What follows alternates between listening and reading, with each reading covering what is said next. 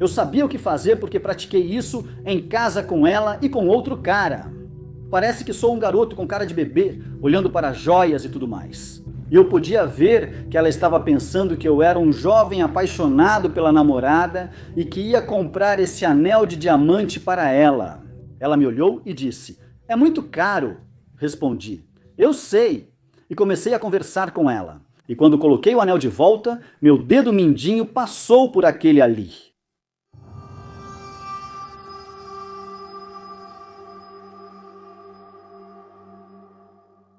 Barra grande sobre a janela. Bumf! Vidro entra com as joias. Eu disse: "Joey, vamos lá, você está ficando um pouco ganancioso. Quando estamos quase indo embora, esse policial corre na frente do carro. Não podia matá-lo ou atropelá-lo, podia? O que ele fez?" Ele usava uma máscara com o Jagger na frente e a pegou. Enquanto estou dando ré assim, gritando no carro, ele ainda está em cima, ele não sai.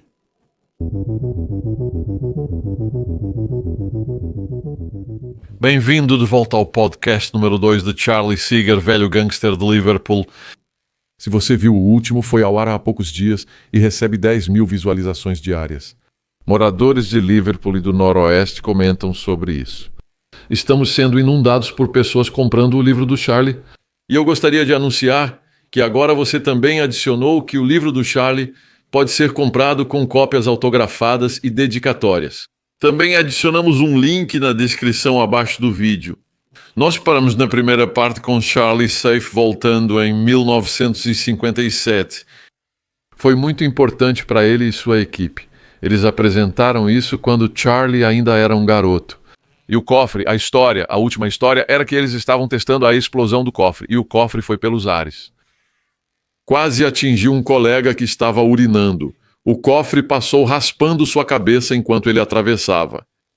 Então... Essa foi a porta sendo arrancada. Uma porta. Você foi. Se a porta foi direto para o céu... Eu teria arrancado a cabeça dele, não? Arrancou? Não arrancou. Desculpa. Então, é isso. Este é o cofre. Sim, então isso foi em 1957, não foi? Essa foi a primeira vez que tentamos. E, obviamente, fizemos de novo e acabou dando certo. Então, começamos a explodir cofres por todo o país e... começamos em nossa cidade, mas em locais diferentes. Mas com o barulho do cofre, os estrondos que fazia, tínhamos que ser muito cuidadosos. Porque quando explodia, era como uma bomba explodindo e podia ser ouvido pela polícia. Sabe o que quero dizer? Porque eles estavam sempre em patrulhas a pé e tudo mais. Então, o que a gente pensou? Eu tive uma ideia mais ou menos assim. Quando a gente entrar nesses lugares, vamos tentar encher o cofre com coisas para abafar o som. Mas não fez muita diferença, ainda fazia barulho, sabe? Então começamos a mirar nesses grandes estabelecimentos e negócios. Naquela época, em 57,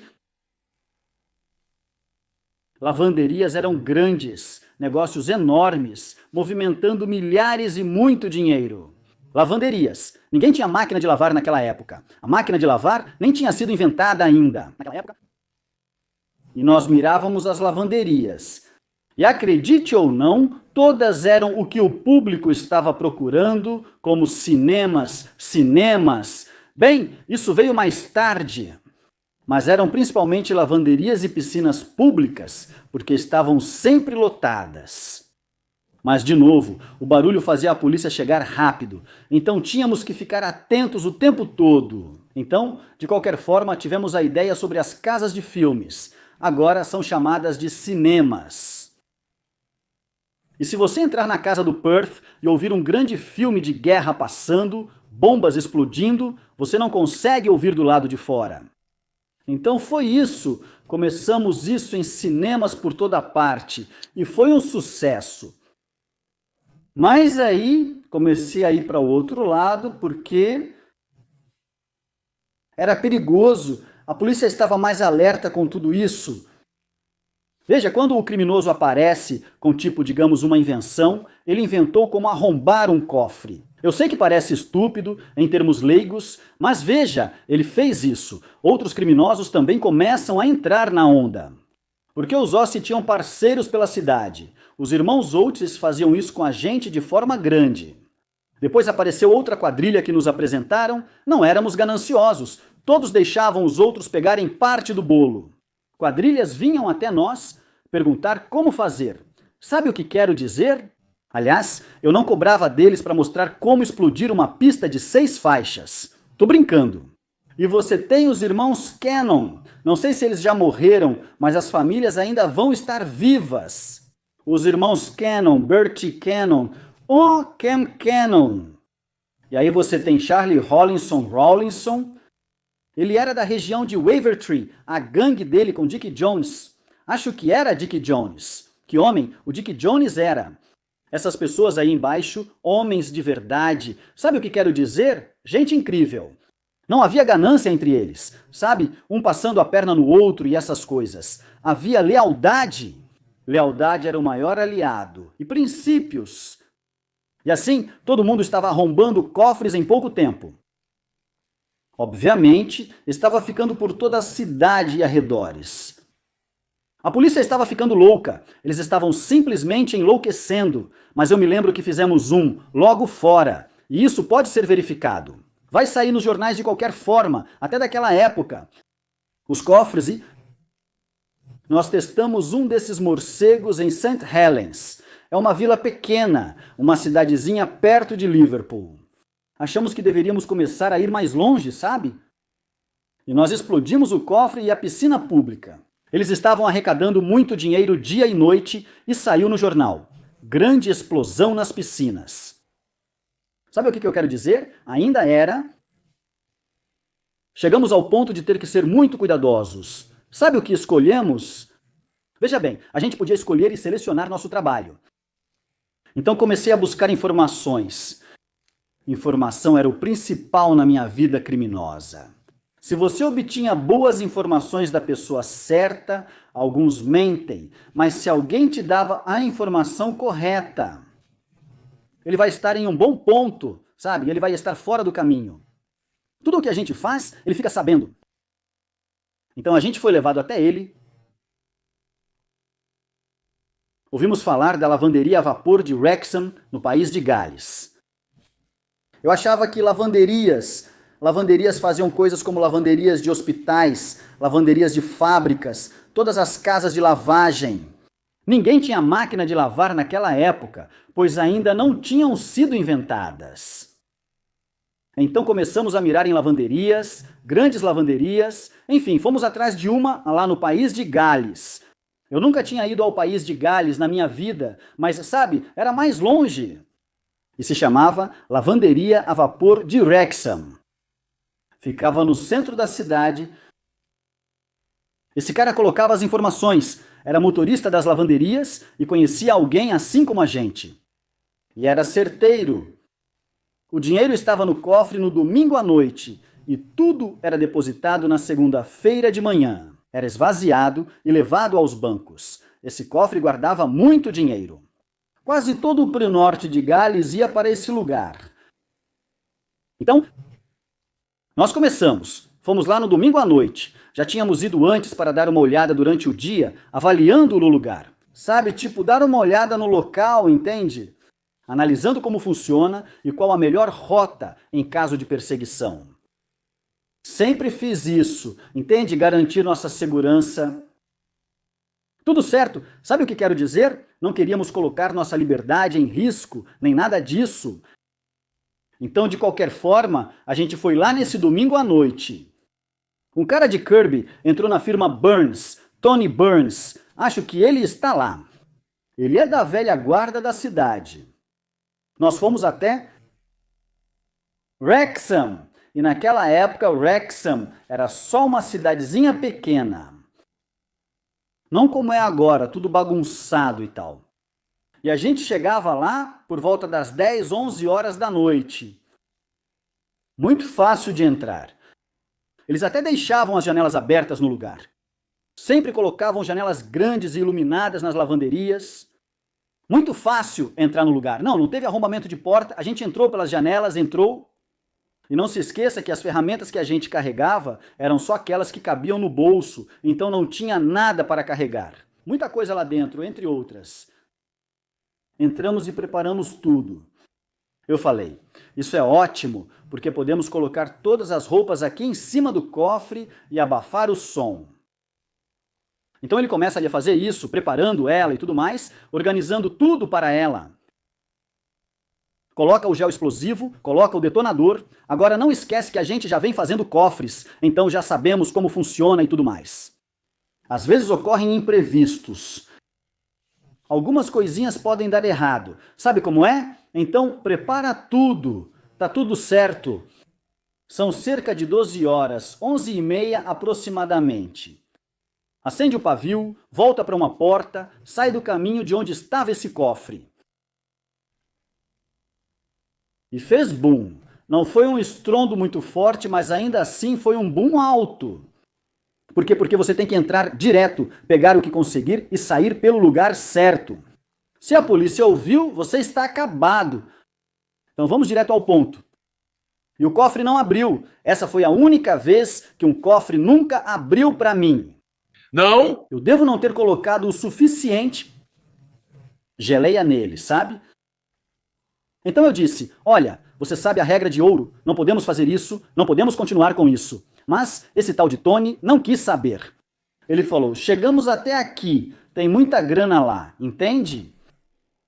Sabe, fizemos tudo certo. Eles tentam de novo, eu disse que estamos errando, eu sei disso. Acho que os tiras ouviram, vai dar tudo certo. Então eu disse para o nosso Fred, o que você acha? Ele disse, não, bem, você está certo. Olha, garoto. Eu disse, olha, você sabe, a gente não está duro. Vamos encarar os fatos. Precisávamos arriscar algo, então fizemos uma votação. Eu disse, tá bom, vou ser rápido. Comecei a prepará-la de novo, enquanto eu estava preparando, já pronto para ir. As luzes se acendem nas janelas. Fomos cercados pela polícia. Acho que era toda a força policial do país de Gales, vieram de todos os lugares. Eles tinham refletores nas janelas. Saiam, rapazes, saiam, rapazes. O jogo acabou e tudo mais. Dizem que era justo naquela época, não é? Saiam, rapazes. Já era. Não tinha como, não havia escapatória para nós. Tivemos que nos entregar, não havia como fugir. A van dele nos levou até lá. Ela ficou fora do caminho, então estávamos perdidos. Então, saímos andando e foi inacreditável. O que houve? Fomos algemados e marchamos por uma rua galesa, uma rua grande, iluminada, em direção à delegacia onde eles nos prenderam. E por algum motivo, as pessoas estavam saindo de suas casas para olhar todos esses homens andando em fila, algemados. 2, 3 ou 1 da manhã, com a polícia te vigiando embaixo. E todos eles estavam como se fôssemos celebridades ou algo assim. Todos estavam lá fora. Eles não podiam acreditar. Isso aconteceu no país de Gales. Nunca tinha ocorrido algo assim lá. Nada tão grave, sabe? Então nós fomos marchando até a delegacia de polícia. Se você for pego em Liverpool e a polícia te pegar e te levar para uma delegacia, naquela época, você podia esperar levar uma surra deles se não fosse falar nada ou admitir alguma coisa. Mas aqui, a gente não tinha escolha. Era melhor contar a porra da verdade com os bancos do tribunal. Certo, então era melhor contar a verdade. Qual é a utilidade de tentar negar isso? Meu cérebro estava a 1000 aqui. Sabe, eu só tinha 17 anos. Ao chegarmos na delegacia, era inacreditável como a polícia nos tratou. Vamos lá, rapazes. Eles disseram, tiraram nossas algemas e deram uma cela para cada um. E esse policial disse, ei, ele é só um garoto. Dá para ele aquele cobertor e bebidas quentes, tipo chocolate quente. Eles eram legais e faziam isso por você. E, sabe, eles cuidaram muito bem da gente, sabe? A gente não conseguia acreditar. Estávamos todos em celas diferentes, porque, obviamente, eles iam interrogar a gente. Eles não precisavam se preocupar, pois íamos nos entregar de qualquer jeito. Íamos dizer, fomos pegos, né? como dizem. Sabe o que quero dizer? Mas enquanto estávamos sob custódia, esperando a audiência, lembre que era domingo à noite. A polícia de Liverpool veio direto de Liverpool, de algum lugar em Witness, St. Helen. Policiais diferentes vinham nos interrogar. E eles estavam... Nós já tínhamos feito algumas coisas, por isso eles vieram nos ver. E um deles tentou usar táticas duras conosco. A polícia galesa disse: eles são nossos prisioneiros, não toquem neles, estão sob nossa responsabilidade.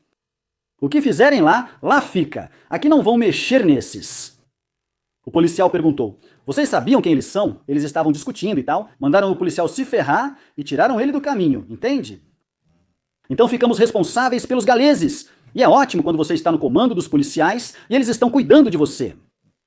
Enfim, fomos para o tribunal e fomos detidos. Eu nunca tinha entrado em uma prisão na minha vida antes. Então ele é detido na prisão, em prisão preventiva, só por uma semana até irmos ao tribunal de novo. Então estamos em prisão preventiva. E, quero dizer, obviamente, antes de irmos lá, Mialful tinha vindo com um dos vizinhos. E o pessoal deles veio nos ver para garantir que estávamos bem e que tínhamos tudo o que precisávamos. Fomos presos e eu, ainda criança, nunca tinha estado em uma prisão. Estávamos sob custódia. E você tem o que chamam de alas de custódia para jovens infratores, mas aquela ala em Bolton era para todos, jovens e idosos, quando você está sob custódia. Agora eles têm assim, ele vai para cá e ele vai para lá. Naquela época, todos eram jogados juntos.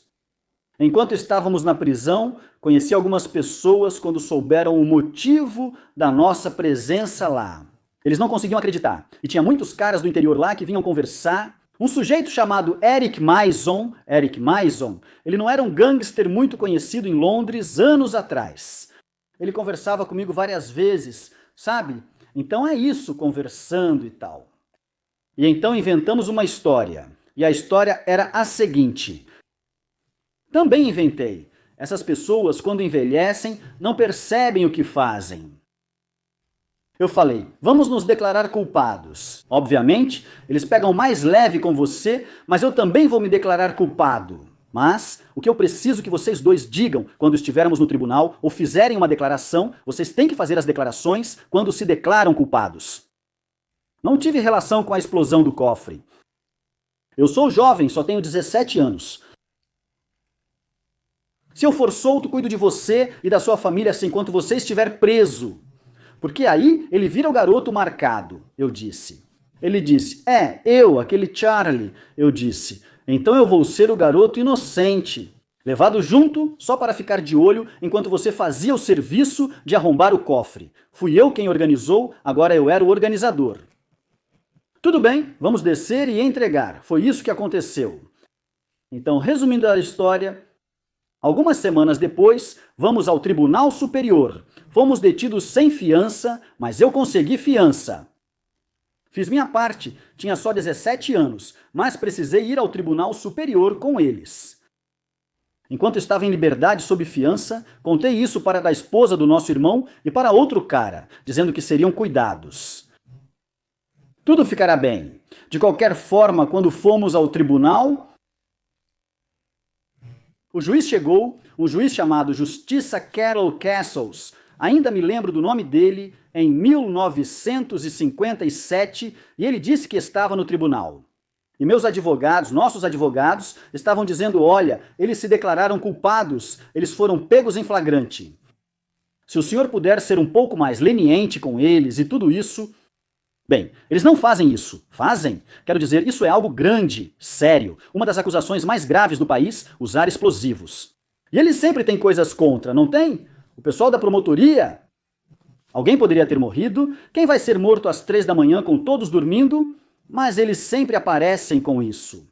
Aí você pega uma sentença pesada. Então, o que aconteceu? Ele condenou o nosso Fred a 3 anos e... o outro cara, o parceiro dele, também pegou 3 anos. E então, eles me trouxeram de volta. Então o juiz Meu advogado, grande advogado que ele era, ele estava fazendo de tudo por nós. Sabe o que quero dizer? Ele estava tentando me defender. Muito bem mesmo. Tipo, sabe, insistia na minha juventude e que eu nunca tinha tido problemas antes, o que era verdade. E o juiz disse: sim, estou bem ciente de que seu cliente é jovem. Você continua enfatizando isso o tempo todo. E eu sei que ele nunca teve problemas antes e tudo isso, mas como eu posso saber se ele foi contaminado por eles, influenciado por eles pelo que fizeram? Ele disse: ele segue tentando o seu melhor. E nós fomos informados disso mais tarde pelo nosso advogado, que a esposa do juiz estava na galeria, com a filha dele lá em cima, na galeria. Mas o tribunal estava lotado. Nunca tinham visto isso no país de Gales. Estava realmente abarrotado. Então, no minuto seguinte, o juiz ficou assim, olhando para mim. E ele disse: não sei se... Estou arriscando com esse jovem, ele disse. Como vou saber? Ele é como um jovem leão, após provar sangue, como saber se não fará de novo? Eu sei que ele só tem 17 anos, mas talvez já tenha sido corrompido. E então ele ficou em silêncio. E eu acho que porque a esposa dele estava no tribunal e a filha dele também, como nos disseram, tipo, os advogados, todos, era verdade. Isso e isso podem ser. Isso pode ser verificado se eles voltarem no tempo e checarem ele. Ele olhou para cima, eu vi ele meio que lançar um olhar rápido para a galeria e depois abaixar de novo. Agora, eu não sei se a esposa dele pode ter feito não, ou se a filha dele pode ter feito assim para ele. Eu não sei. Pode ter acontecido. Mas ele disse: certo, ele disse, vou arriscar com você, jovem. Sim, sei que você tem evitado problemas, ele disse. Ao sair deste tribunal, você ficará em liberdade condicional por 2 anos, ele disse. E ele disse que estava dando um bom conselho. Vá lá fora e leve uma vida honesta. Você tem uma ficha limpa. Você é jovem, só um garoto, ele disse. 17 anos. Mal sabia ele que esse jovem era o instigador que armou tudo isso. Agradeci a ele e disse: obrigado desse jeito. E então, eu estava livre, eu disse. E enquanto eu saía do tribunal e tudo mais, eu saí e fiquei pensando no que aquele juiz disse. Ele me deu uma chance, o que foi ótimo. Diziam que eu não tinha tido oportunidades. Essa é uma boa chance para te dar. E foi uma boa chance, sabe o que quero dizer? E eu pensei, isso significa que eu tenho que trabalhar como o resto deles, trabalhando em obras, ou seja lá o que eles estão fazendo no frio. E eu sei que essa não é a vida para mim. E eu pensei, eu não posso fazer isso. Essa não é a vida para mim. Estou muito envolvido nisso. Esta é a vida que eu quero. Eu realmente gosto do que estou fazendo. Eu disse, isso está me dando uma boa vida. Então, depois que o juiz ficou ecoando nos meus ouvidos, tudo aquilo que ele disse, vá e leve uma vida decente. 6 semanas depois, voltei a explodir cofres. Peguei a estrada explodindo cofre, mas cheguei rápido ao fim. Era o fim da linha. As pessoas estavam sendo pegas, sendo armadas, preparadas. Quero dizer, os irmãos Cannon estavam entrando na jogada agora. Empresas diferentes estavam se envolvendo nisso. E não se esqueça, o fim do ano estava chegando. Os anos 50, sabe? Arrombar cofres ficou fora de moda por volta de 1959, 1960. Havia outras maneiras de ganhar dinheiro. Mas depois disso, enquanto eu estava em liberdade condicional, voltei a andar com meus próprios amigos, com a minha própria turma. Alguns tinham se alistado. Sempre mantive contato com meus amigos, dava dinheiro, conselhos e mais. E eles tinham a minha idade, então voltei com eles. Chamei meus amigos e Joey Doyle entrou comigo. Ele é um dos meus melhores amigos. Ele foi meu amigo por anos e anos. Esse cara, todos eles eram bons amigos meus, sabe como é? Mas Joey, que homem ele era. Quero dizer, não esqueça, todos nós estávamos vivendo isso, todos eles viviam na pobreza. E éramos jovens rapazes. Queriam um pouco de emoção, não só a emoção, eles queriam uma vida. Sabe como é? A única maneira de conseguir isso era tentando roubar uns trocados dessas pessoas. Quem tem dinheiro, gente rica? Então Joey entrou com a gente e que época tivemos, nos metemos em todo tipo de coisa. E então eu me lembro... Joey Hannigan. Havia 2 Joeys na firma, disse Joey. Para aparecer, disse Charlie. Eu tô caindo fora agora. Ele disse, vou entrar para a marinha mercante. E o Ricardinho foi ser pedreiro. Todos eles seguiram o caminho certo, o que é bom. Eles escolheram esse estilo de vida e, curiosamente, esse estilo de vida que eles escolheram, sabe? Trabalhar como pedreiro e tudo mais. Anos e anos e anos depois, quando estávamos na casa dos 40 ou 50, encontrei alguns deles e eles pareciam velhos. Os elementos de estar no frio, construindo e mexendo nos carros, tentando consertar o carro e tudo mais, isso cobrou seu preço deles. Sabe o que quero dizer? Eles bebiam no bar local e depois se acomodaram com esposas e filhos. Bem, essa não era a vida para mim. Eu queria viver melhor. Eu me lembro das primeiras férias que tive depois de tudo aquilo. Foi anos naquela época. Não existia esse negócio de jatos, sabe? Jatos indo para a Espanha. Nada disso nos anos 50. Nada parecido. Naquela época, as pessoas só tiravam férias na Inglaterra. Torquay. Torquay era como o paraíso. Torquay era tipo água azul linda e tudo mais. E a Ilha de Man... E a gente teve um lance, eu e Joey, e o lance era... Não quero me confundir com os horários. Mas o que aconteceu foi que eu voltei para ver a Winnie. Lembra? A Winnie teria te contado nos dias de hoje? Fagan! Voltei para ver como ela estava seguindo em frente. E eu disse que ela seria minha mentora na última vez. Bem, ela se tornou minha mentora e eu fui ver a Winnie.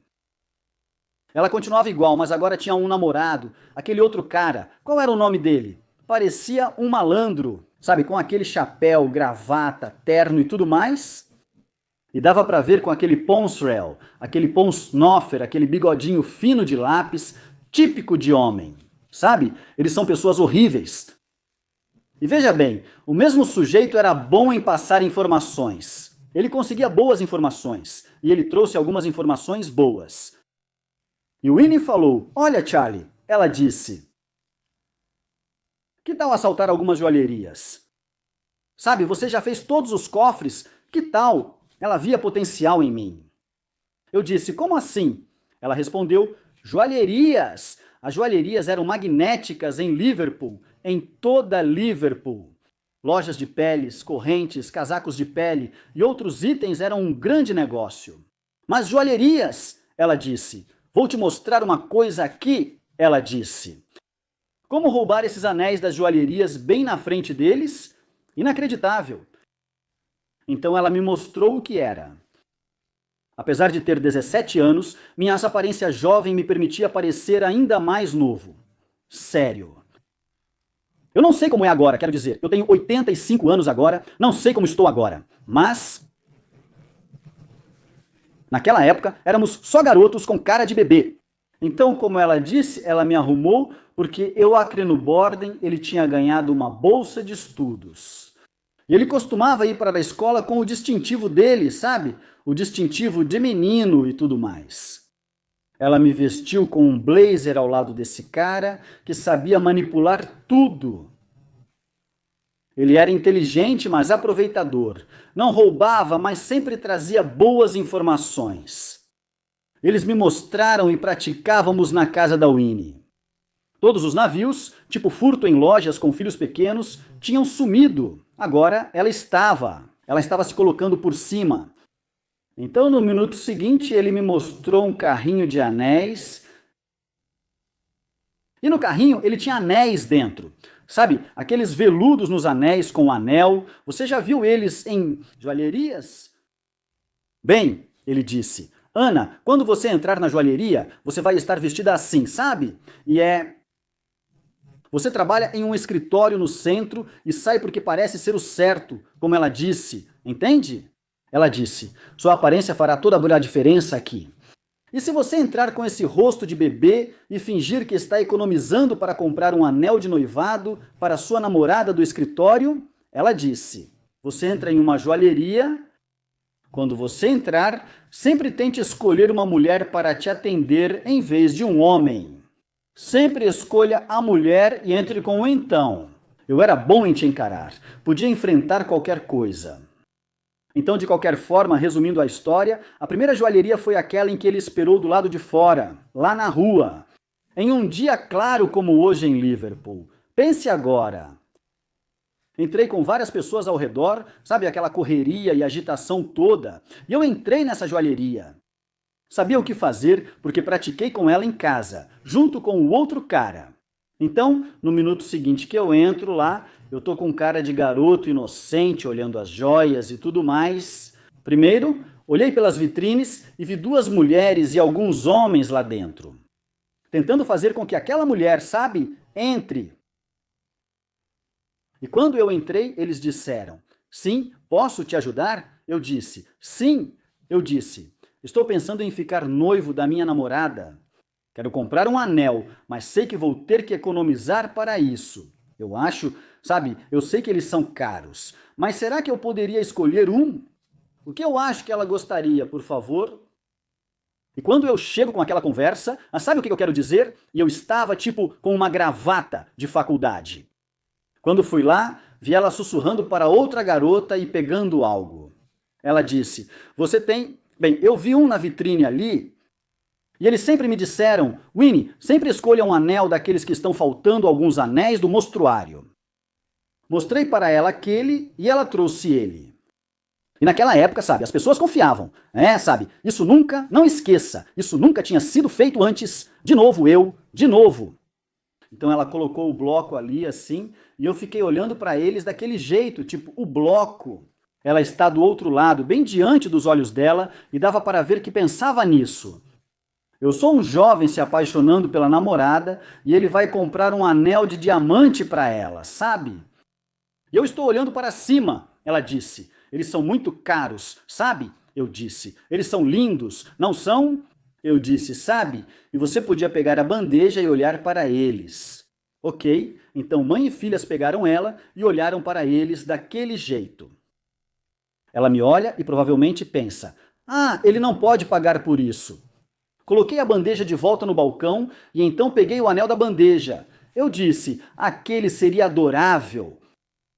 Ela olhou para mim e disse, é muito caro. Eu respondi, eu sei, e comecei a conversar com ela. E quando coloquei o anel de volta, meu dedo mindinho passou por aquele ali e eu devolvi a bandeja para ela assim e eu fiquei com aquele anel. Eu disse, ok, vou pensar. Ela respondeu, vai lá, pode ir. Saí de lá com um maldito anel. Tinha um casal que já tinha ido embora. Saíram com o anel. Você pegou o anel assim. Peguei, olhei para ele e ao devolver o dedinho foi junto. Treinei com ele por semanas. Entende o que digo?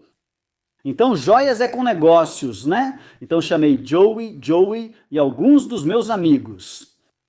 Estava em todos os jornais, aliás. Esses jovens de escritório indo para Liverpool, entrando nas joalherias, tentando roubar anéis, a polícia ficando louca e tudo mais. Então, é só uma questão de tempo até que tudo venha à tona. Então eu fiz outra. Não fiz. Desculpa, essa foi a última. Então eu pensei, o que me impede de simplesmente pegar uma? Sabe o que eu quero dizer? Escolher a certa e pegar para mim. Então pegamos Joey. Ele estava de bicicleta em um beco, perto da loja, em um beco. Meu amigo Kenny estava lá fazendo a vigilância. Eu ia correr até Kenny assim que pudesse sair da loja com ela. Deu o anel e o bloco para Kenny. Ele parte e só entrega a Joey o necessário para ele sair de bicicleta. Eu só pegaria o bonde para casa, pois naquela época em Liverpool... Então, de qualquer forma, ele entra nesse lugar olhando ao redor, eu estou avaliando a situação. Dava para ver que era fácil, então estou observando tudo. E lá estão os anéis, e eu fiz a mesma coisa de novo. Eles poderiam ter me mostrado aquele suporte de anéis pela janela, com o anel em cima. Eu sei que ele está lá fora. Só por precaução, caso algo aconteça, ele pode impedir alguém. E eu esperei pelo momento certo. E eu olhei assim. Eu estava olhando para lá, nem cheguei a pegá-la. Eu estava olhando assim. Me vê naquele balcão largo, assim. Os outros funcionários estão lá. As pessoas estavam entrando e saindo. De repente, vi a porta entreaberta e fui. É agora ou nunca. Meu coração estava disparado. Peguei rápido, saí pela porta, rápido, fechei a porta atrás de mim. Eu saí correndo, tipo, caralho. Passou pra mim, cara. Ele passou pro outro. Eu e ele então pulamos no carro. E o carro estava realmente passando pela joalheria. O que tinha na esquina? O bonde, a gente estava nos assentos de cima assim. E tinha toda aquela confusão acontecendo lá fora. Eu vi um cara coçando a cabeça fazendo assim. E eles apontando para vários lados. A polícia estava lá? Nós. A gente só estava indo para casa no carro. Aquela porra valia uma fortuna. O Winnie e esse cara estavam vendendo tudo pra gente. Sabe como é? Então foi isso que a gente começou a fazer, começamos a progredir com o nosso trabalho. Então, depois disso que eu falei, Joey, vamos dar um tapa, hein? Ele falou pra mim. Eu falei, ninguém nunca pensou em férias. Naquela época, em 57, ninguém nunca pensou nisso. Só os ricos iam, não é? O pessoal da classe trabalhadora não ia. New Brighton. Eles iam com um balde, areia e tudo isso. Tipo um pacote de sanduíches, sabe? Eu queria tirar férias, então falei, Joe, vamos fazer umas férias legais. Falei, temos o dinheiro aqui. Ok, Charlie. Que tal a Ilha de Man? Porque meus irmãos eram do comércio, todos eles costumavam ir. Alguns dos amigos deles costumavam trabalhar nos barcos da Ilha de Man, indo para a ilha. Eles costumavam dizer que era uma ilha adorável, sabe? Lugar adorável e intocado para visitar. Eu falei, então falei para Joey que íamos para a Ilha de Man. Fomos ao cais e pegamos o barco. É uma viagem de 4 horas. Foi sensacional, sabe? Achamos que éramos incríveis como soldados indo para lá. Chegamos lá, que lugar era aquele para onde fomos? Era como se todos os hotéis fossem luxuosos naquela época. Só tinha gente rica neles. Sabe como é? Eu e Joey andávamos como 2 pequenos milionários. Foi uma época triste para mim. As férias foram boas, mas algo muito triste aconteceu na minha vida.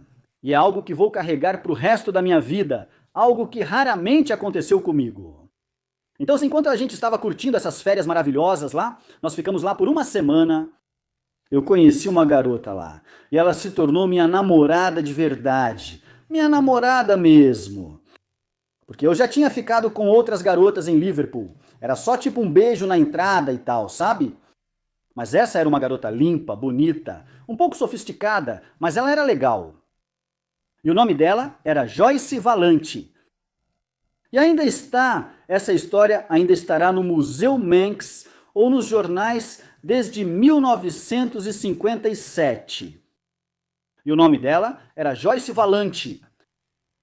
Por que o nome dela era Valante? Esse era o nome do pai dela. Ele era italiano, mas era um prisioneiro de guerra. E naquela época havia prisioneiros italianos, prisioneiros de guerra. E a mãe dela era da Ilha de Man e se casou com ele. Quando ele voltou à Itália, ela estava grávida, teve o bebê e se casou com outro sujeito chamado Brayley. Então esse nome, ela era ou Joyce Brayley ou Valante, mas ela preferia ser chamada de Valante. Mesmo assim, costumávamos andar de mãos dadas na praia à noite. É curioso, não é? Quando você fala sinceramente sobre o que viveu, sobre encontrar seu primeiro amor verdadeiro na juventude. Acho que você nunca mais consegue sentir aquilo de novo, aquela sensação mágica que Deus te deu. Sabe o que quero dizer? Sentimento lindo? Você só pensa nisso o tempo todo, em mais nada. Eu nem pensava em roubar ou fugir, só conseguia me concentrar nela. Eu pensei, estou completamente, loucamente apaixonado por ela. Ela estava comigo e me apresentou aos pais dela. Quero dizer, Joey ficou em segundo plano. Ele estava andando pela Ilha de Man por um tempo. Ele ainda estava comigo, sabe? Mas estava ficando em segundo plano. Então ela me apresentou a eles e eles eram pessoas adoráveis, sabe? E obviamente eles queriam saber do meu passado. Eles pensaram que eu era um trabalhador honesto de Liverpool, vindo de férias pela primeira vez. Sabe o que quero dizer? A família me aceitou. Eles nem imaginavam como eu era de verdade. Deus me ajude! Mas o que aconteceu? Quando voltei para Liverpool, escrevíamos cartas, já que não havia celulares. Então a gente escrevia cartas, sabe? E mandava cartões um para o outro, pequenas cartas de amor e tudo mais. E eu estava planejando voltar para vê-la em alguns meses. E ela disse que ia para a África do Sul com a mãe e os pais dela. Então acho que eles tinham parentes na África do Sul. E ela foi para a África do Sul por algumas semanas ou algo assim, mas eu recebi uma carta pelo correio. Todo mundo recebia cartas, e não telefonemas, cartas. E era de uma amiga dela na ilha de Man, chamada Audrey. Esqueci o sobrenome dela. E quando ele abriu a carta, aquilo simplesmente me destruiu. Ela morreu atropelada por um trem no primeiro dia, na África do Sul. Em um trem, matou ela onde ela estava, mas entrando no trem ou saindo de novo, morreu, caiu e morreu. Aos 17 anos ela faleceu e saiu em todos os jornais. Eu fiquei arrasado, nunca superei isso. A vida segue, não é? Você precisa esquecer isso. Consegui superar depois, mas na época andava por Liverpool de coração partido, sem conseguir superar. Isso me destruiu porque eu nunca tinha sentido isso por uma garota antes.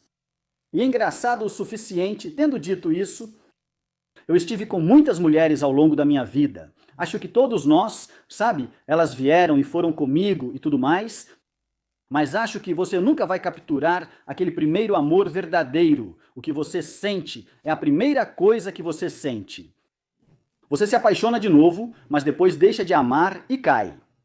Mas esse foi meu primeiro amor verdadeiro, e ela foi morta, e isso foi tão triste para mim. Sabe como é? Isso realmente me abalou um pouco, mas de qualquer forma, eu tive que voltar ao meu modo de vida. No fim, voltei com tudo de novo. Podemos pausar um minuto? Sim, claro. Sentado nessa cadeira já há muito tempo? Pega nos seus ombros, não pega? É. Você faz flexões, você faz algum exercício? Sim, vou à academia e faço supino e agachamento. Consegue se abaixar e tocar os dedos dos pés? Sim, eu consigo fazer tudo isso, sim.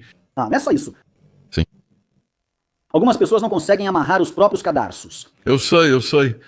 Bom, quantos anos você tem agora? 56. Que bom que você consegue fazer isso na sua idade. Sim. Eu estou fazendo isso agora na minha idade. Sim. Uau, você é minha inspiração. Então, Tudo bem seguir em frente com... Sim, acontece o tempo todo. Tudo bem? Sim. Superei meu luto. Ou melhor, sigo em frente porque a vida continua, não é? É. E... juntei minha cabeça com o Joey, outro amigo meu, João Connor. Todos eram garotos promissores. Agora, no final da adolescência, sabe? Estávamos todos chegando perto dos 18 anos. Agora, 17, 18. E pouco antes de eles entrarem no outro grupo, que era pesado, coisa meio pesada, eu ainda estava concentrado na Winnie, no trabalho, no que ela tinha para mim, naquela joalheria da qual eu estava falando. Depois ele me colocou em outro trabalho em Liverpool. Eu ganhei muito dinheiro em Liverpool durante o dia, aqueles trabalhos que eu estava fazendo. Era um desses grandes escritórios onde as pessoas trabalham digitando e tudo mais. E esse cara nos deu a informação, ele disse: toda sexta-feira de manhã, se você entrar no escritório dele, na mesa, todo o dinheiro está espalhado em Mongles, vem de diferentes empresas e eles têm que organizar todo esse dinheiro. Neste escritório com todos esses funcionários, escadaria grande subindo, todos os prédios grandes, Liverpool, todos os escritórios e tudo mais, grandes empresas, grandes companhias. Ele subiu grandes escadarias, tudo muito chique, lugares sofisticados. Os escritórios têm cores diferentes. Então ele me mostrou. Esse cara me levou até lá, o namorado ou parceiro da Winnie, seja lá o que ele era, e ele disse, é o seguinte: o dinheiro é distribuído na sexta-feira. Eu disse, quero ver isso primeiro. Mas as pessoas mentem dizendo que está lá e ao chegar não está. Sabe o que quero dizer? Então eu precisava ir. Sempre revisava o trabalho, o que fiz e as informações recebidas, o que podia levar semanas para planejar. Eu ia até lá, certificava-me de que tudo estava correto e no lugar. Então eu fui até esse escritório com Joey. Eu disse que tínhamos que estar bem vestidos. Você não pode simplesmente ir lá de jeans e com um capuz no rosto e tudo mais. Então a gente tinha que parecer apropriado, sabe? Estamos no escritório, ele desce e diz: "É esse aqui, Joe, que ele me mostrou." E também era numa sexta-feira. Entrei e o cara estava lá. Não vi o dinheiro no balcão onde ele disse que estaria. Estava na mesa. Mas eu vi algo que chamou minha atenção. Tinha uma jovem secretária lá dentro, que entrou com uma sacola de alguma coisa, colocou em cima do negócio. E quando ela entrou, esse cara que estava lá, um típico, dava para ver como ele era, achava que era um conquistador. Um desses caras que gosta de mulheres, mas era muito feio. Sabe o que quero dizer? Um desses caras de colarinho e gravata, tentando bancar o elegante, sabe? Uma garota de 16 anos da minha idade entra para entregar isso a ele. E então, enquanto ela estava fazendo alguma coisa, eu vi ele tocar na bunda dela, ou algo assim. Ele tentou agarrar ela e ela deu um tapa na mão dele e saiu de lá com uma cara meio fechada, sabe? E eu só eu só estava andando para lá e para cá. Vendo isso, porque ele agarrou a bunda dela e ela o levou um tapa. Então, uma semana depois, eu fui lá na sexta-feira seguinte e disse: "Joey, pode ser que dessa vez ele vá lá na semana que vem. Até o negócio, então ele vai comigo." Aliás, nós somos caras do escritório brincando enquanto chegamos no negócio, às janelas do escritório. Eu vi o dinheiro no balcão e eles contando. Eu falei: "Joey, tá ali agora, eu vou pegar. Agora tem que dar tudo certo." A gente planejou tudo como ia fazer. Eu falei: "Joe, se prepara. Quando eu sair correndo daquele escritório, você finge que o que está acontecendo? Segura alguém, sabe o que eu quero dizer? Você não tem ficha, vai ficar tudo bem, vai dar tudo certo. Então entra no escritório, você não vai acreditar no que eu fiz para conseguir esse dinheiro." Ele está sentado atrás da mesa, entra e fecha a porta. Espera um minuto, a porta atrapalha. É nisso que estou de olho. Eu estava assim e ele foi até ele. "Sim, posso te ajudar?" Eu disse. "Sim, pode, na verdade." Falei. Minha namorada esteve aqui semana passada para conversar com você. Ela trabalha no escritório ali embaixo." Eu disse, e ela me contou que você tentou passar a mão nela, pegando na bunda dela e tudo mais. "Não, eu não fiz isso, foi você sim." Eu disse. "Não, eu não fiz isso," ele disse. Eu disse: "Bem, ela me contou isso e não está mentindo. Acho que o senhor é um velho safado." Porque ele devia ter uns 30 anos, ou então, sabe, eu sou só uma criança. Ele disse: "Não sei de onde você tirou isso." Então eu me inclinei sobre a mesa do escritório assim, coloquei minhas mãos nela, bem de frente para ele, e dei um tapa forte na cara dele. Pá! Ele saiu dizendo: "Me desculpe." Eu disse: "Me desculpe por isso, você." Ele respondeu: "Seu bastardinho." E ele não conseguia correr atrás de mim. E ele me perseguiu pela rua daquele jeito, e enquanto ele me perseguia, feito louco. Joey está escrevendo cortes. Joey está escrevendo copos de dinheiro, então ele desistiu da perseguição. Então, enquanto ele está voltando, Joey está passando com a porra do dinheiro e ele não sabe. E a gente tirou uma boa grana disso. Voltamos para casa da Winnie, sabe, Winnie? Contando o dinheiro e tudo mais. Sabe, ainda uma vida de pagão. Era isso que acontecia. Esse era o nosso trabalho. Mas um dia, um amigo apareceu e perguntou: "Você viu o que acontece no fim da nossa rua, onde a Winnie morava?" Eu respondi: "Não." Todas aquelas crianças pequenas estavam lá. Ela devia tê-las usado como trombadinhas, sabe? Esse era o grupinho deles. Eles estavam todos do lado de fora, sabe? Alguns deles e tudo mais. Aquela viatura preta da polícia do lado de fora, a pobre Winnie sendo levada para dentro e ela, o namorado dela. Eu a observava de cima, triste do outro lado da rua. Meus amigos e eu achávamos que éramos assim, mas as crianças estavam lá. Eu disse: "Um final triste para Winnie. Sabe o que eu quero dizer? Não sei o que aconteceu com ela. Ela deve ter ido para a cadeia ou algo assim. Quero dizer, ela já deve ter morrido há muito tempo. Ela era anos mais velha do que eu. Mas que Deus te abençoe, Winnie, onde quer que você esteja, querida. Talvez lá no céu." Esse foi o fim de Winnie. Isso já estava próximo. Então, Charlie, em 1958 você tinha 18 anos. Como foi esse ano para você? Em 1958, comecei a amadurecer bastante. As pessoas evoluíam no crime, que crescia e se sofisticava, enquanto a polícia também se modernizava. Eu disse, bem, eu me lembro quando era criança, primeiro, quando eu estava voltando, quando eu tinha uns 12 ou 13 anos. E a gente fazia coisas de bicicleta, a gente andava por aí de bicicleta. Eu queria mais do que isso, mesmo criança. Via os tratores nas fazendas e já tínhamos experimentado um pouco disso. A caixa de câmbio do trator era em H, com primeira, segunda marcha e outras. Queríamos um carro. Estávamos sentados ali com várias pessoas no campo. A gente costumava ir para o campo dos fundos quando era criança e discutir onde íamos planejar um assalto. Então, estávamos no campo dos fundos quando ele disse que queria aprender a dirigir e comprar um carro. Porque alguns desses, talvez no futuro, um carro seja melhor para nós. Entende? Chegamos de bicicleta e fugimos a pé. As pessoas estão começando a dirigir. Então, como conseguimos um carro, Charlie, e tudo mais? Então a gente foi até a cidade. E acredite ou não, todos os carros estavam estacionados do lado de fora. Não havia parquímetros naquela época, nem faixas amarelas duplas. Os carros estacionavam fora dos escritórios, fábricas e outros locais. Os carros ficavam abertos, sem trancar, inclusive esportivos com capota abaixada. E então, a gente estava andando pela rua. Acho que era a velha Rua Audi, onde agora está o escritório do Eco, subindo, velha Rua Audi. Eu disse, isso é perfeito, aquele carro, Joe, olha aquele ali. Era um Austin antigo. Naquela época não havia carros estrangeiros na Inglaterra, só Austins. Obviamente tinha os Fords, Jaguars, Triumphs, MGBs, todos eram carros ingleses. Porque quando os carros começaram a chegar, os carros chineses e todos esses, os carros estrangeiros, a gente ficou impressionado com isso.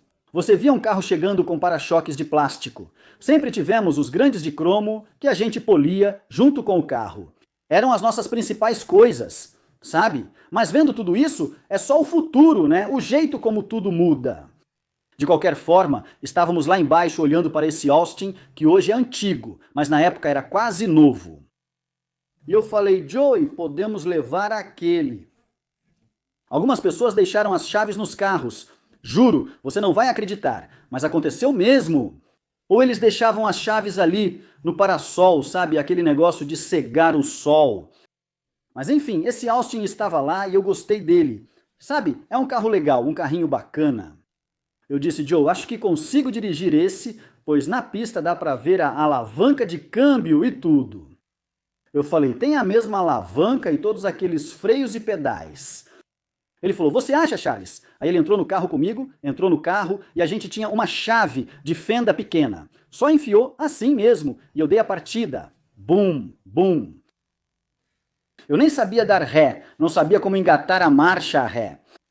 Então ele entra aqui. Agora não esquece, eu era só um garoto aqui. 13 anos, sabe? Começo a dirigir pela estrada e entro na avenida principal. Estou na segunda marcha e nem consigo trocar. Consigo chegar em Whiteton, porra. E o carro morre. Fritamos o motor e o deixamos lá. Fugimos. Então não desistimos. Voltamos lá algumas semanas depois. Então eu disse, vou tentar de novo, sabe? Aquela coisa toda. Arranjamos outro motor lá. Acho que era de um Ford Prefect, um novo. Tinha acabado de sair. Motoristas prontos. Perto de casa havia um grande campo de fazenda onde jogávamos futebol quando crianças, longe de tudo.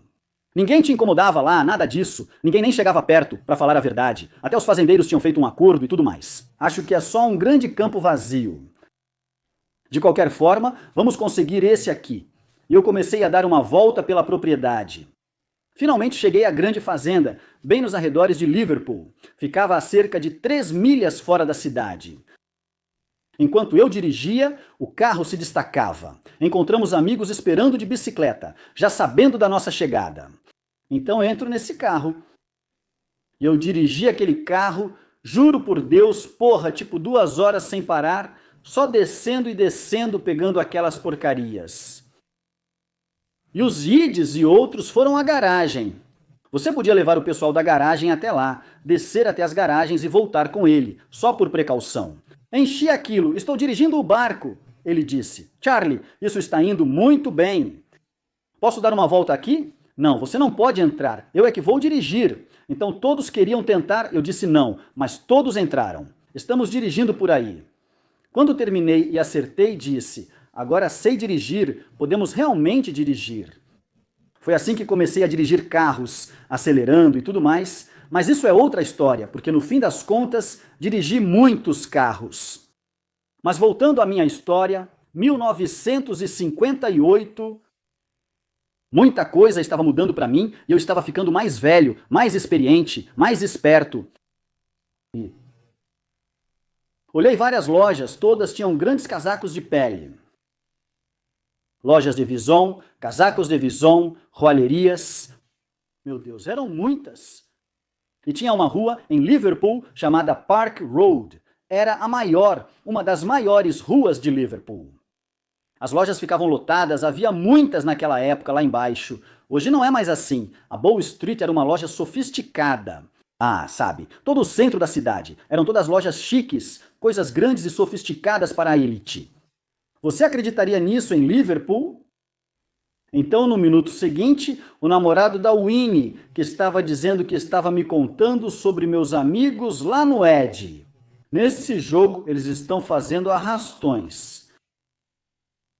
Perguntei, como assim? Tipo, quebrar uma vitrine e invadir uma loja. Joey falou, é fácil, Charlie, sabia? Eu disse que precisava de uma mãe para isso, mas ele respondeu que faziam a pé. Falei, que se dane. Faça direito. Enfim, comecei a entrar nessa, e aí comecei a analisar todas as joalherias, lojas de pele, e seja lá o que fosse, o pessoal estava quebrando as vitrines delas. No início dos anos 60, só para roubar um maldito rádio, sabe o que quero dizer? Ou um toca-discos, ou algo assim. E sair correndo. Pensei, vai fazer isso? Então faça algo que realmente valha a pena.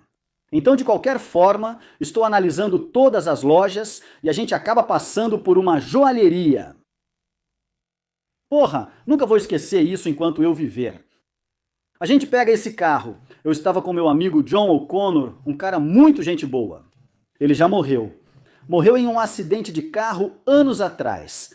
E acho que foi mais ou menos nessa época, Enfim, ele fazia esses esquemas junto com um cara chamado Cliff Eagle e Wade Gill. Eles eram meus amigos de Oyton. Eles estavam nessa. Todos nós estávamos. Mas eles estavam subindo no ramo dos arrombamentos. A gente estava aumentando nos crimes, escalando mais. Liverpool entende, sabe? Então o próximo consegue esse maldito carro. Um Jaguar 3.8, eu escolhi um dos carros mais rápidos. Isso foi quando eu já estava dirigindo há um tempo. Agora eu já estava fazendo umas coisas aqui e ali e tudo mais. Mas eu queria fazer algo em uma joalheria de verdade, sabe? No topo mesmo. Então eu estava com o Joe e outro cara. E a gente escolheu a joalheria certa. O que a gente estava fazendo, e era uma estrada longa pra caramba onde a gente estava. Eu disse, olha, é um jogo. Na época, o que nos impedia era a polícia. Eles faziam patrulha a pé. Tinha 2 tiras de um lado e 2 tiras do outro lado. Não importava para onde você fosse depois da meia-noite, os tiras estavam lá. Sabe o que eu quero dizer? Até o dia seguinte de manhã. Enfim, a gente escolheu essa rua. E eu já estava dirigindo esse Jaguar. Tinha outros carros, mas esse Jag era o chefão. Nada de automáticos, era na marcha, sabe? Esportivo. Você sabe. Enfim, a gente desce, dá uma olhada, observa o lugar, analisa. Vamos fazer amanhã à noite. Já avaliamos tudo, analisamos as rotas de fuga. Vai ter perseguição. Se viesse carro de polícia, nenhum conseguiria pegar a gente. Impossível, entende? Eles só tinham os carros velhos. Então, na noite seguinte, a gente foi lá e levou uma caixa de papelão grande e rasa, com uns 10 centímetros de altura. Essa era a quarta. Ao quebrar a janela, você usava luvas, quebrava a janela. Pronto! Você precisava cuidar porque entravam cacos de vidro. Enfim, então no minuto seguinte, Joey é quem vai pegar as joias, eu vou dirigir e John vai ficar de vigia ali. Que se dane, foi um pesadelo, seja o que for essa porcaria. Quando chegamos, fui pela estrada. Fomos primeiro por ela. 2 tiras bem no final da estrada, a cerca de 1 quilômetro, meio quilômetro de distância, e na mesma estrada para aquele lado. Disseram, os tiras estão lá, esses malditos tiras. Eu disse, eu sei, mas podemos pegar aquilo antes dos tiras. Eu disse, vai levar só 2 minutos para fazer aquela janela. Não tinha persiana, nem nada. Fomos nós que fizemos todo mundo começar a colocar persianas nas janelas por causa do nosso trabalho e do que a gente fazia. Eles começaram a colocar persianas nas janelas. Mas isso foi antes disso, e tinha a joalheria com todas as joias na vitrine. Eu disse, a gente pode fazer isso bem na calçada. Sai, cai fora, barra grande na janela, bum. Então a gente conseguiu o negócio. O vidro vai com as joias, tudo junto, porra. Estamos assim, estou no carro acelerando, eles precisam ir logo. Adoro o jeito que eles dizem. Você não foge, não grita, e os ladrões não gritam, e a polícia persegue a gente e tudo mais. Ele fez isso, veja o que tivemos que fazer por causa disso. No minuto seguinte falei, Joey, vamos lá, você está ficando ganancioso, não vai nessa outra parada. Falei, Joey. No minuto seguinte, esses policiais estão correndo pra cima. Porra, eles estão vindo direto pra gente. E um daqueles policiais, eles eram em forma, aqueles policiais. Porra, eles corriam muito bem, em forma. Pareciam durões, capacetes fora, cacetete na mão, apito, soprando e correndo pra cima. Falei, Joey, vamos, fodeu, tão em cima da gente. E enfim, ele finalmente entra no carro e quando a gente tá saindo, esse policial corre na frente do carro. Não podia matar ou atropelar ele. Ele faz sinal, eu paro. Vou dar ré e paro. O que você fez? Ele tinha tipo uma máscara na frente, com o Jaguar nela. Ele agarrou aquilo e eu dei ré. E ele não largava. E dei ré. E ele amassou. No minuto seguinte, outro policial correu e lançou um cacetete na janela. Ah, beleza. Eu sabia que os outros 2 iam aparecer e logo estávamos numa confusão. Enquanto eu dava ré e gritava com o carro, ele ainda estava em cima, querendo descer daquela porra. Comecei a xingar daquele jeito e no final ele foi embora mesmo. Cai fora! Juro por Deus, foi um pesadelo. A gente saiu por cima como se tivesse conseguido. Então foi isso que começamos a fazer, arrombamentos e furtos. E eles estavam acontecendo em todo lugar, em todo canto. Liverpool. No fim, colocaram grades nas lojas, mas conseguimos resolver. A gente levava alguma coisa com a gente, tipo um pedaço de ferro, tipo aquela barra de aço em pé. Quando o alarme tocava, a grade descia nas joias. Você colocava isso antes e segurava, dava para pegar algumas coisas. Era isso que a gente fazia. Depois passamos a fazer lojas de luxo. Sabe casacos de Vison? Não esses casacos de Vison. Tínhamos contatos e receptadores naquela época que compravam tudo de nós. Simplesmente não tinha como dar errado com o trabalho que a gente fazia. Mas foi isso que a gente fez lá. Porra, é isso aí. Então, nesse ponto, eu não agrado. Eles perguntam se estou me tornando inimigo de alguém. Ah, sim, eles estão começando a... Eu estou começando a perceber isso. Estou começando a ganhar uma reputação bem... Porque aquele policial, quando ele estava se segurando, ele deve ter visto o seu rosto, não viu? Não. Não, quero dizer, foi também. Foi, sabe, foi aquilo. Eu teria sido pego, não? Teria sido identificado. Acho que ele só queria salvar a própria vida no fim.